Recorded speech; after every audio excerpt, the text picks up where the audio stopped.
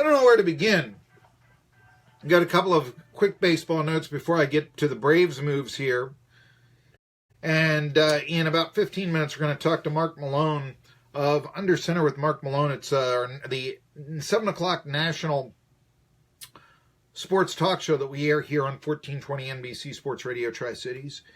And also, after that, I'll talk to Alex Doherty of OnTheForecheck.com about the Nashville Predators and their victory against Vegas 2 days ago. Impressive victory there. Did want to call attention to the fact Doug Harvey passed away recently.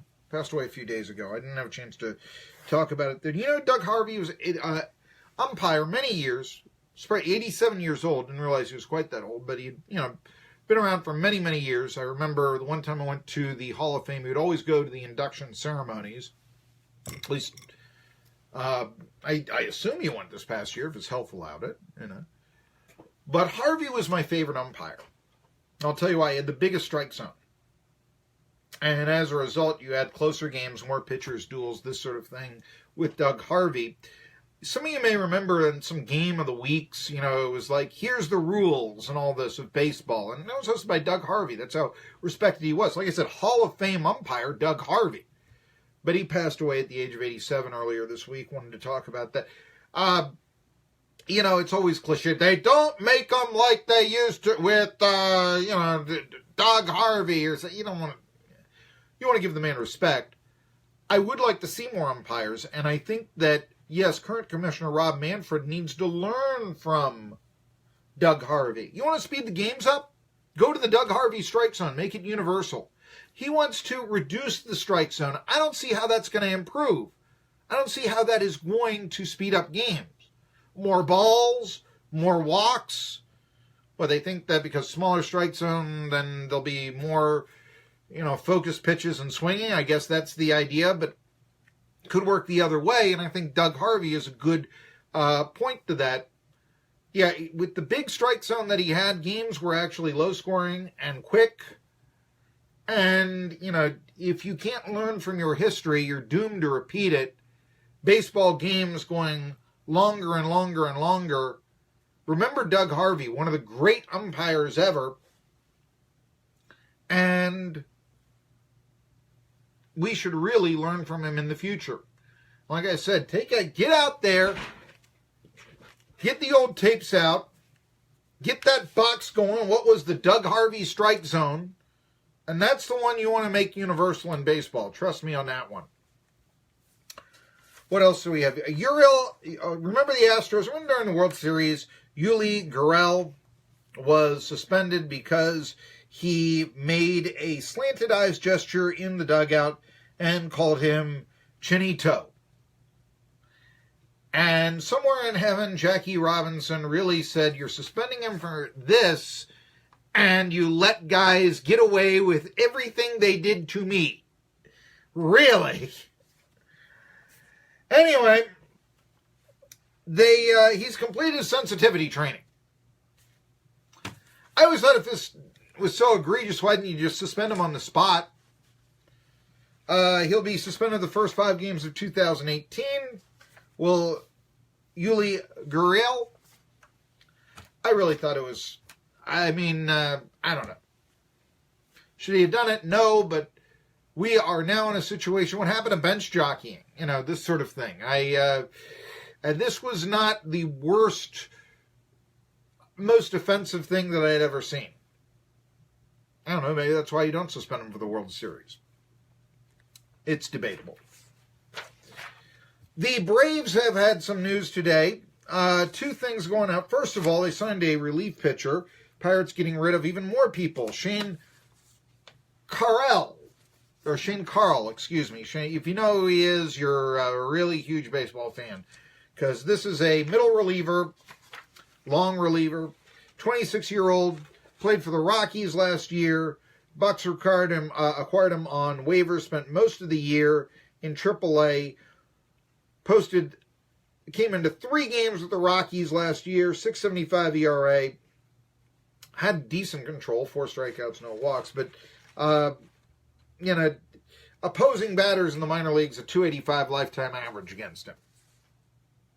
Braves got some depth for their pen, but I wouldn't expect him to be a huge player for Atlanta next year. And you'll hear the Braves, as I am told right now, on 1420 NBC Sports Radio Tri-Cities. Former Brave, remember former Brave for a very short time. This is like, well, I guess they don't have the tomahawk on the chest, but if they did, I remember once there was a pitcher years ago by the name of Bill Caudle. Bill Caudle was traded to the Yankees, and 22 minutes later, he was traded to another team. And Bill Caudle joked that he wanted to get from the Yankees a Yankees uniform with one pinstripe. Well, if they still had the tomahawk on the jersey, I think that then Adrian Gonzalez would be asking for a Braves jersey without the tomahawk. I guess everybody has them now. What would you take off? Some piping or something? I don't know. Point here is that Adrian Gonzalez traded for Matt Kemp back in December, you may remember, but the Braves then designated him for assignment. Now, this is a guy with 311 home runs in his career, but he just signed with the Mets today. He'll be their first baseman. Got 1 year contract. He had 11 straight years before last year, playing in 150 or more games, before last year only playing in 71. Ninth among current players in home runs. Again, back in December, he was traded to Atlanta on a 5-player deal. Helped the Dodgers win the West for the 5th straight year last season. 34 career postseason games, 7 home runs, 21 RBIs, 288 lifetime hitter. So anyway, Gonzalez, the Braves want to dump salary by giving Kemp back to the Dodgers. They get Gonzalez. They cut him. They'll actually be paying a lot of his salary, but he'll actually be playing for the Mets. By the way, Kemp, a lot of question on how long will the Dodgers keep Kemp. He's still on the team, but Kemp, you know, you're getting the signs that maybe, just maybe, he doesn't think he's going to be in Southern California too long. I say this, he's got a mansion in San Diego going for $8 million. Let's put it up on the block. And he purchased this, about 4 years ago. And then 2 years ago, Padres dealt him to the Atlanta Braves. So anyway, wanted to sell his house for $11.5 million. He's lowered it to $8 million. You know, I don't begrudge anyone from making as much money as they can, but this, I think, you know, there is that divide with baseball. When you're talking about I'm lowering the price of my house from $11.5 million to $8 million. It does become difficult to relate to the everyday fan. You know, the idea of the 50-cent general admission seat or the $1 general admission seat, that's over. You know, that's just, you know, gone away. Now it's the $9 beer and the $20 GA seat. And that's the reason why. And, you know, I wrote a story on Halloween. And it's on Medium. It was very popular. It talked about going trick-or-treating at Willie Stargell's house in 1979. You couldn't go trick-or-treating. He was the biggest athlete in the country then. You could not go trick-or-treating at a mansion like that today. I mean, it would be gated. It would be, you know, come on, forget about it. How would you do that? And so that's one of the things about the divide. Now, the big news, though, today with the Braves is that Braves have been trying to get from another team that has been getting rid of everyone, the Florida Marlins, or I should say the Miami Marlins now, Christian Yelich. Of course, Marlins aren't dumb.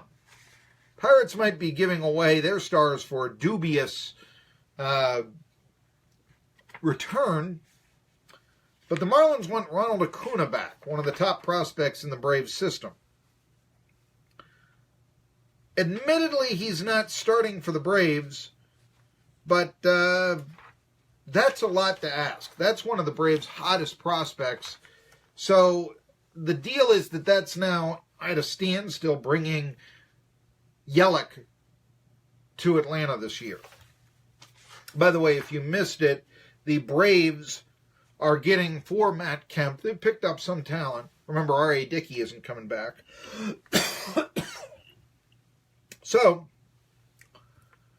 by the way, the Braves will be paying Gonzalez not to pay for him $22 million.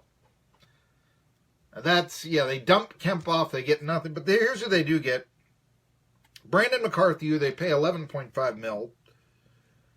11-7 last year with the Dodgers, but a 4.51 ERA. So that takes the place of Dickey in the rotation. Charlie Culberson, going back to Georgia. He's a native Georgian. Anyway, something of a... he'll get a lot of playing time, a little bit of pop in his bat. So those are the big guys that they get for Adrian Gonzalez. Anyway, when we come back, Mark Malone will join us of Under Center with Mark Malone. I'm Marky Billson. It's Tri-City Sports Now.